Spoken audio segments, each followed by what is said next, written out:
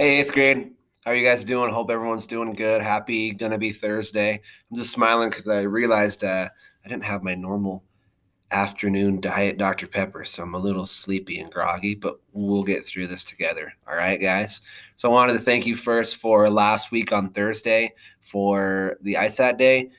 We tried something new. We're going to continue on that schedule off and on for a few more testing days. But anytime we try something new, we just worry about the impact it may have on students, but it seemed to go okay. And for all that we could tell, it seemed like you guys were trying your best on the test, and that's all we can ask. We don't want you to stress, but do your best. That kind of rhymes.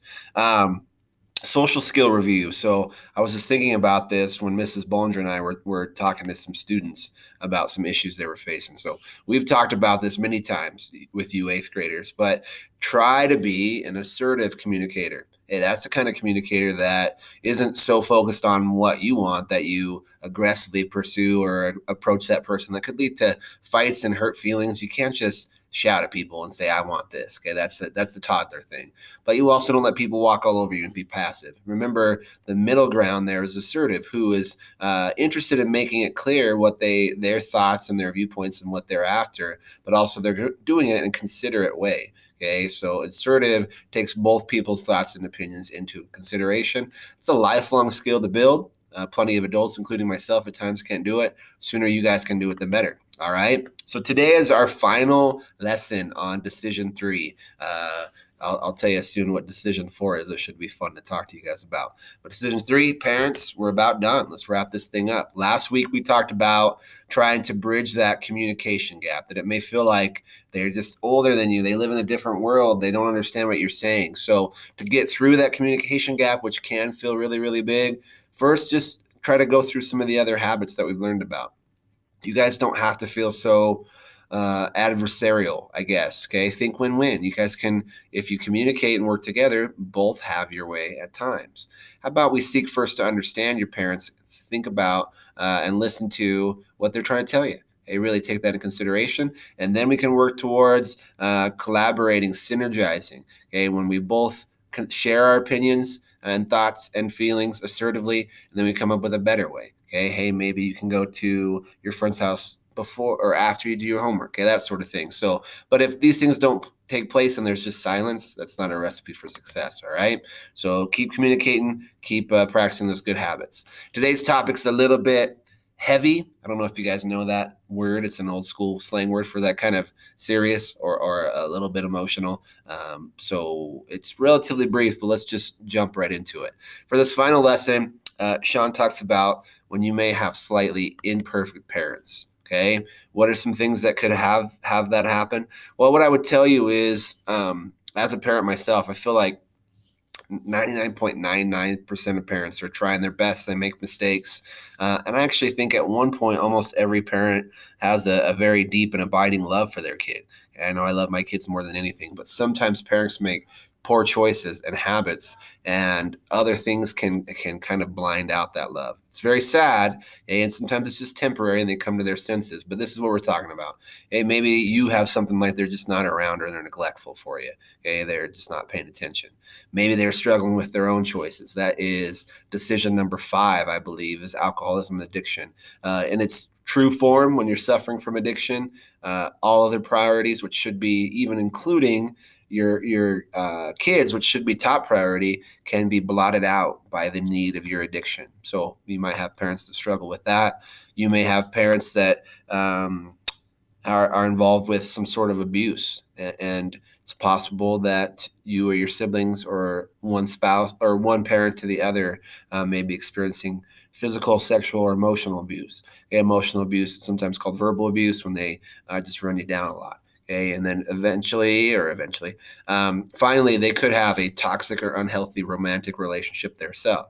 If they have a new boyfriend, girlfriend, and what's going on there may be hurting your parent, that could, again, take their priorities from where it should be on you as a kid, as a young person. So these lessons from Sean tend to take kind of the same form, which I hope you're not getting bored on. But okay, so some of you and other people may be facing this situation. You're a kid, you may feel powerless. Schaefer is always preaching, be proactive and focus on what you can control. It may feel like you can't control anything if you're in one of those terrible situations. Well, he does have a few tips. Getting help, okay? Never, ever, ever a weakness. Whatever, if you feel like I need this, I've tried solving things my own way. I've tried ignoring the problem. It's not working. Okay. So I want you to remember first that those problems we talked about, the alcoholism, the abuse, never ever the child's fault. Okay. You did nothing to deserve that. It's good that you may open up to friends, but at some point you may need the help of a trusted adult. Next week in Pod, we'll be talking about a new program we have at school called Sources of Strength, and we'll talk more about who a trusted adult may be for you, whether it's at home or school or other places. So, of course, it should be your parent above all, your trusted adult, but other people can help fill that role. So you may have to go to them and say, "This is what I'm facing at home." Always remember, if it's an emergency, call the police. That's what they're there for. Okay. If you need help and you feel like you're in active danger or you're afraid, call them. How about an expert? Well, grab a help desk paper for more ideas. Never heard of a help desk paper? Because I've never talked about it before. That's why. Okay.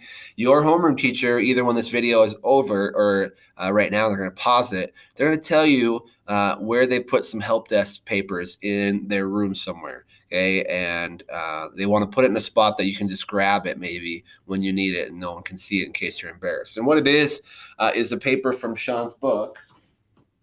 This book that I'm getting all these lessons from. And in the back, for each of the decisions, he has some ideas for things that you could do.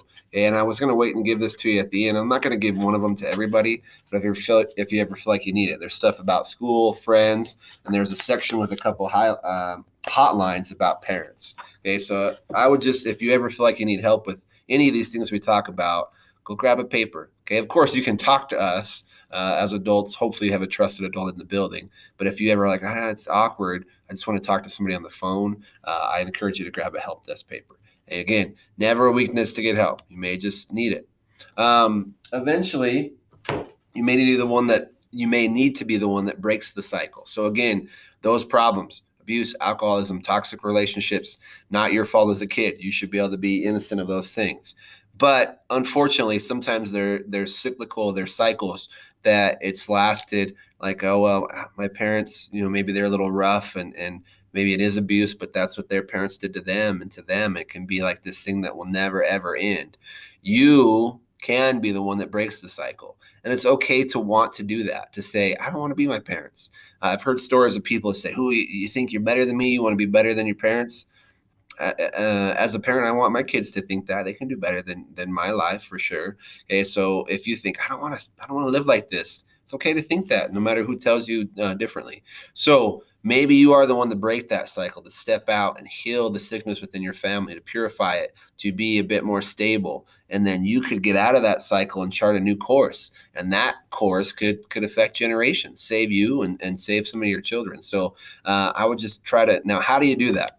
I guess that's kind of like, okay, sure. But if you're stuck there, thankfully, and I'm very grateful, I've never had to deal with things like this, but reading a lot about it, kids may think, well, how do I be the one that breaks the chain? It may take time into your adulthood, but these are the things I think you need. Sean's book talked about some people that got out of terrible situations and broke the cycle. You need to find safety and support with the people around you. Okay, and if you are unsafe in your home, eventually you need to find adults and people and family members and loved ones that support you in your efforts and make you feel comforted and safe. You got to find hope. And if you feel hopeless, that's a terrible feeling. But again, that may be from some of these same people, surrounding yourself with more positive people and working hard. Okay, and knowing that it's going to be tough. It's easier to stay in this flow of a cycle of whatever terribleness that you may be facing. Okay, if you have an alcoholic streak in the family, whatever it may be, but you don't have to follow it. It's going to take some things, going to need some help, but you can break that cycle.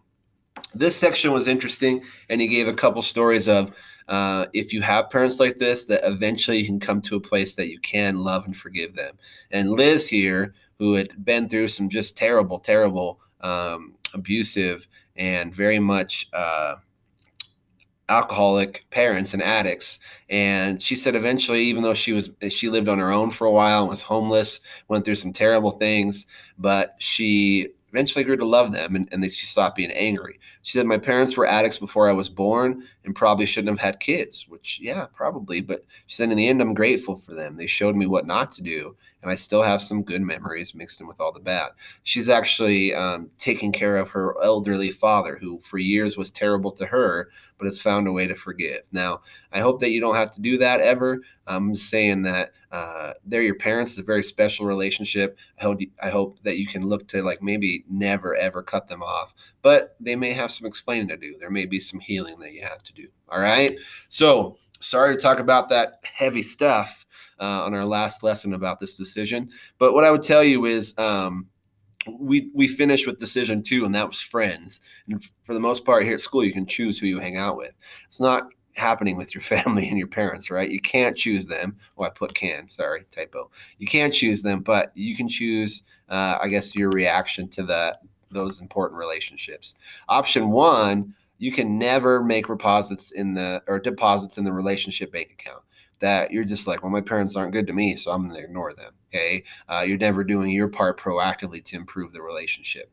You can fight with them. You can sulk. You can ignore them, not communicate with them.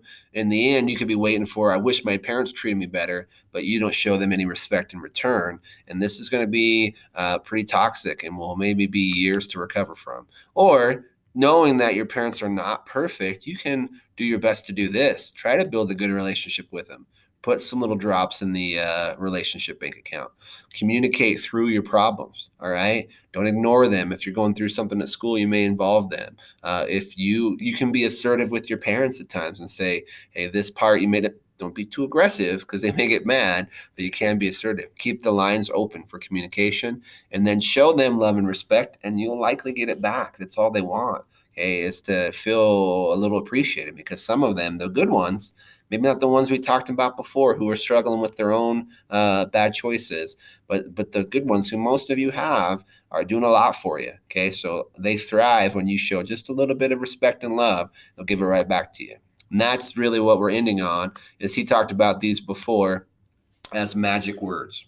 And my kids are not teenagers yet, but they will be someday. And these are pretty magical. Okay, and that should have a question mark. Not very well edited today. Okay.